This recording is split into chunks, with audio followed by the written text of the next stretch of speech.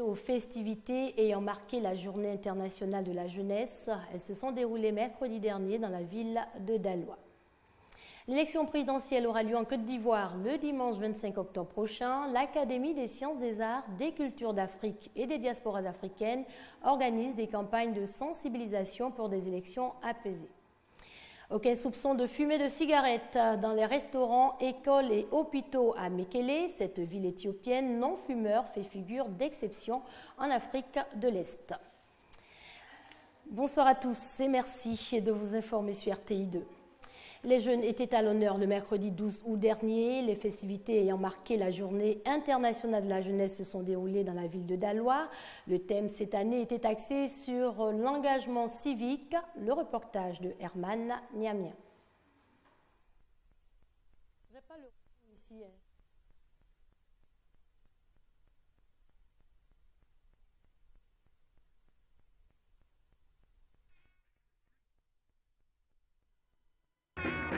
Ce sont des jeunes conscients prêts à relever tous les défis qui ont effectué le déplacement de Daloa pour la célébration officielle de la Journée internationale de la jeunesse en Côte d'Ivoire. Pour matérialiser leur engagement à promouvoir un climat de paix et les valeurs civiques et citoyennes, ils ont élaboré une charte dénommée Charte du civisme de la jeunesse. Nous sommes dans une période charnière. Nous voulons inspirer ou alors lancer un appel à toute la jeunesse de Côte d'Ivoire de s'approprier de cette charte afin que la jeunesse ivoirienne contribue au développement de cette Côte d'Ivoire. Confrontés pour la plupart au chômage et à la pauvreté, les jeunes Ivoiriens veulent cependant prendre une part active au développement du pays. Et cette journée qui leur est dédiée a été l'occasion pour eux de solliciter l'aide des autorités afin de leur permettre d'atteindre leurs objectifs. Nous, au niveau du Haut-Sandra, nous nous revendiquons une jeunesse responsable, une jeunesse mature et une jeunesse indépendante. Et on souhaite que les autorités nous aident dans ce sens-là, pour ne plus que nous soyons à la merci des hommes qui nous utilisent à des fins politiques. Répondant aux préoccupations des jeunes de Daloa, le ministre chargé de la promotion de la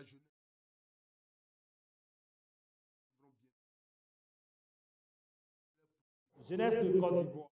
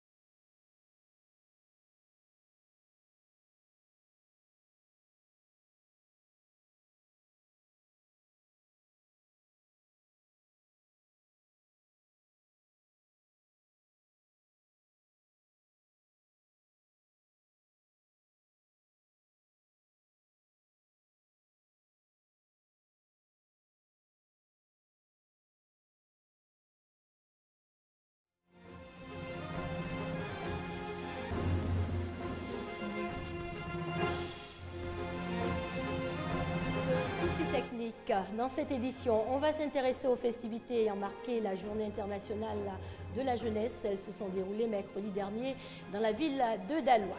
L'élection présidentielle aura lieu en Côte d'Ivoire le dimanche 25 octobre prochain. L'Académie des sciences, des arts, des cultures d'Afrique et des diasporas africaines organise des campagnes de sensibilisation pour des élections apaisées.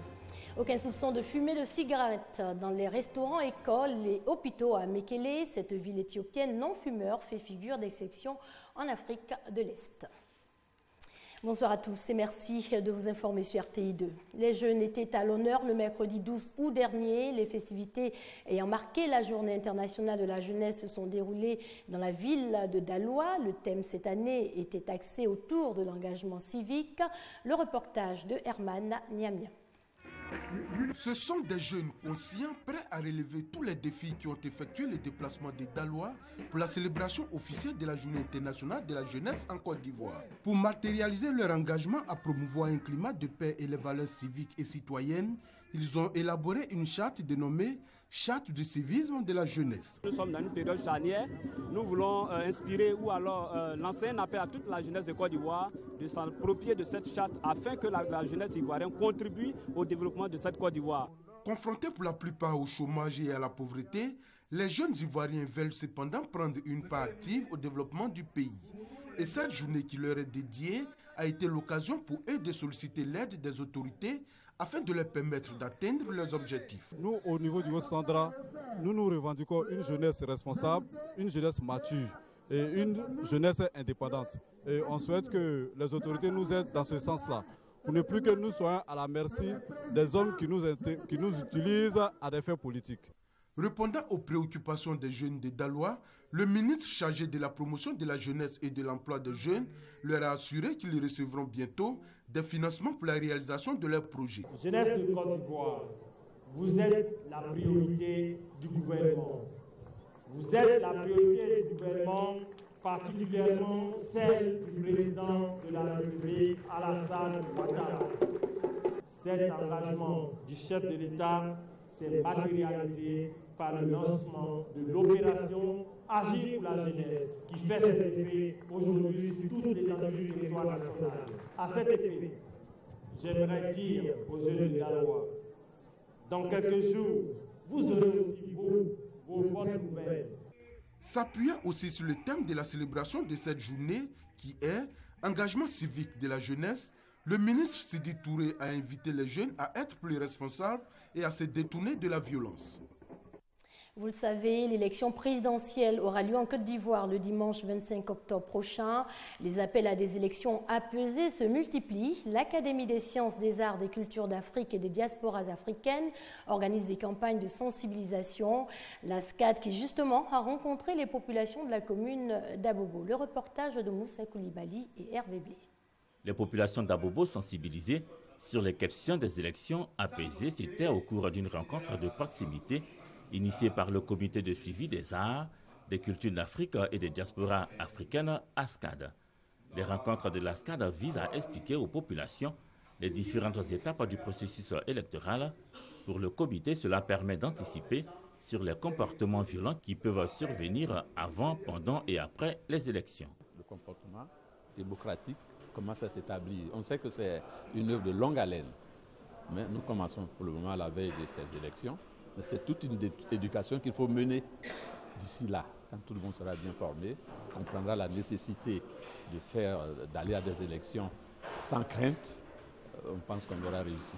Les échanges ont par moments été houleux, mais au finish, les participants saluent l'initiative de la SCAD. Nous venons de recevoir un enseignement important parce qu'il y a des choses que nous ne savions pas, mais nous venons de l'apprendre maintenant.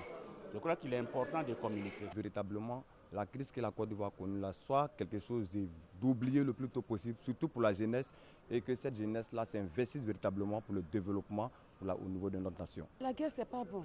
C'est facile à dire, mais c'est très dangereux. Quand on parle de la guerre, où je tremble sur moi. Donc je ne veux plus que cela se répète. Donc je vais envoyer ce message à mes sœurs et leur dire, il ne faut plus qu'ils vont entendre, ils vont se faire manipuler par les gens. La caravane de la SCAD a atterri à Abobo après avoir sillonné plusieurs villes du pays. Sur le calepin du comité, toutes les communes du district d'Abidjan. Direction le district des Lacs au centre de la Côte d'Ivoire, précisément à Didievi, où 300 personnes issues du village de Nda-Kisikro ont bénéficié de soins gratuits. Il s'agissait de patients souffrant de la hernie inguinale et de goitre. Mamadou Kouassi. Didievi, département situé au centre de la Côte d'Ivoire. Ici, les populations en majorité agriculteurs sont confrontées à des maladies dont les plus récurrentes sont la hernie et le goitre. Mais les conditions sociales ne facilitent toujours pas la prise en charge de ces malades. Depuis quelques jours, le village de Nda-Kisikro, situé dans la commune de Didievi, est pris d'assaut par les malades. En quelques jours, une centaine de personnes ont bénéficié de soins chirurgicaux. Ces malades sont opérés de goitre et de la hernie. L'initiative est d'un cas de la région, Kanté Kofi Patrice, et de ses partenaires français, qui veulent apporter leur contribution dans l'amélioration des conditions de vie des populations. Nous suivons les actions dans le département. On a déjà opéré 87 personnes, comme le docteur Machin l'a dit depuis le mois de janvier. C'est pas seulement en Lac-Sicro et Mingua-Cro, côté aussi de, on appelle Ténio-Cro. Et ça continue d'ici la fin de l'année. Donc j'ai dit aux parents qui sont malades, vous n'avez pas qu'ils aient honte, qu'ils viennent voir l'infirmier. Les malades, en plus de la chirurgie, ont reçu gratuitement chacun un kit pour les soins post-opératoires. Le centre de santé de Nda-Kisikro a bénéficié également de la générosité de Patrice Kanté et de ses partenaires français. Des médicaments de première nécessité, et une somme d'argent pour la réhabilitation du centre de santé. Un geste salué par le secrétaire général de la préfecture de Didier Vier, le directeur départemental de la santé. Tous ont invité la population à fréquenter les centres de santé à la place des camps de prière, car ces prières peuvent se faire également à l'hôpital. On va s'intéresser à présent à Mekele. Cette ville située au nord de l'Éthiopie fait figure d'exception en Afrique de l'Est. La loi sur l'interdiction de fumer dans les lieux publics y est rigoureusement appliquée. Aucun soupçon de fumer des cigarettes dans les restaurants, écoles et hôpitaux. Dans les bars et les cafés bondés de Mekele, pas un nuage de fumée à l'horizon. L'an dernier, le Parlement éthiopien a voté une loi interdisant de fumer dans les lieux publics. La ville de Mekele, dans le nord du pays, est la première à l'appliquer. Évidemment, ils n'étaient pas contents, mais ça dépend aussi de comment vous leur dites de ne pas fumer.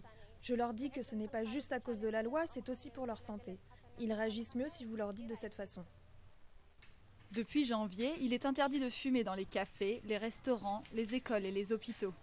Les contrevenants risquent une amende de $50, une petite fortune en Éthiopie, où les salaires mensuels excèdent rarement les $100. Mekele fait figure d'exception au milieu des autres pays d'Afrique. Le continent avait jusqu'à présent échappé au durcissement des lois anti-tabac mises en place à travers le monde et de nombreuses entreprises considèrent la région comme un marché à forte croissance dans le domaine. Afrique du Sud mise à part, la consommation de tabac en Afrique a augmenté de près de 70% entre 1990 et 2010, selon la Société américaine du cancer.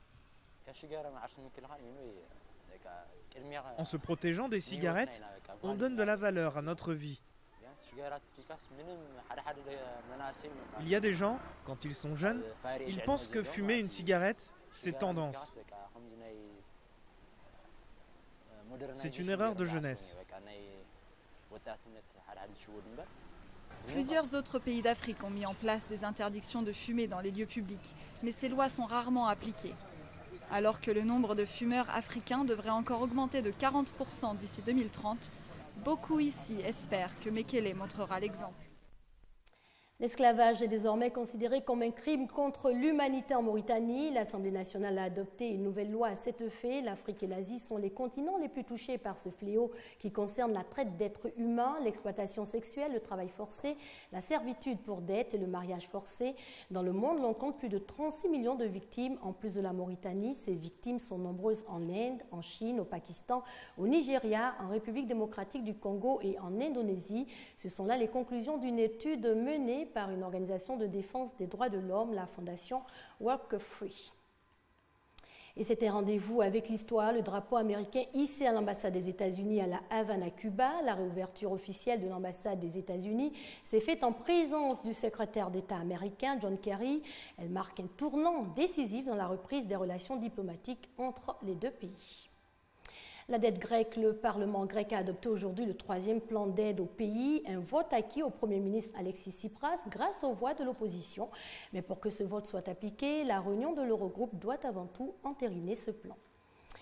Le Japon célèbre cette année les 70 ans de sa capitulation. D'anciens pilotes japonais se souviennent de la bataille de Pearl Harbor ou encore de la guerre du Pacifique qui du reste est considérée comme l'une des plus grandes batailles navales de la Seconde Guerre mondiale. Ces anciens pilotes font désormais la promotion de la paix. À tout juste 99 ans, Kaname Harada est l'une des mémoires vivantes de la guerre du Pacifique.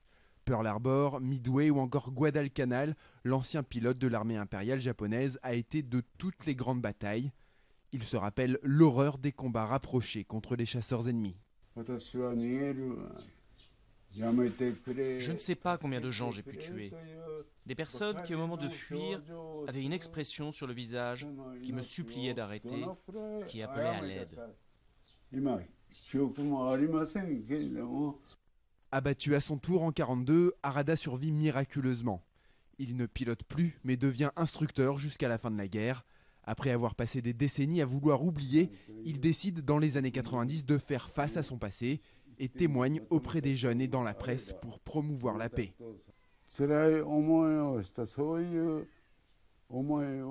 J'estime que nous nous devons de raconter aux générations futures les épreuves difficiles que nous avons traversées, afin que l'histoire ne se répète pas.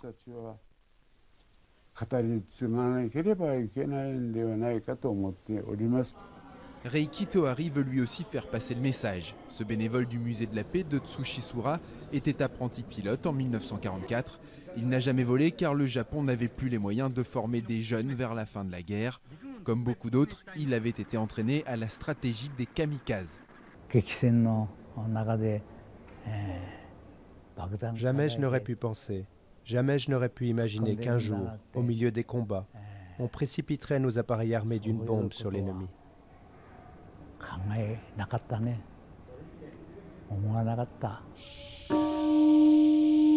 Alors que le Japon marque cette année les 70 ans de sa capitulation, le message pacifiste de ces vétérans trouve un écho dans l'actualité nippone. Le gouvernement de Shinzo Abe a récemment soumis au Parlement des lois qui, si elles sont approuvées, pourraient mener à l'engagement de leurs troupes dans des conflits outre-mer. C'est ici que l'on s'arrête. Excellente soirée sur les antennes de l'RTI, la marque du service public.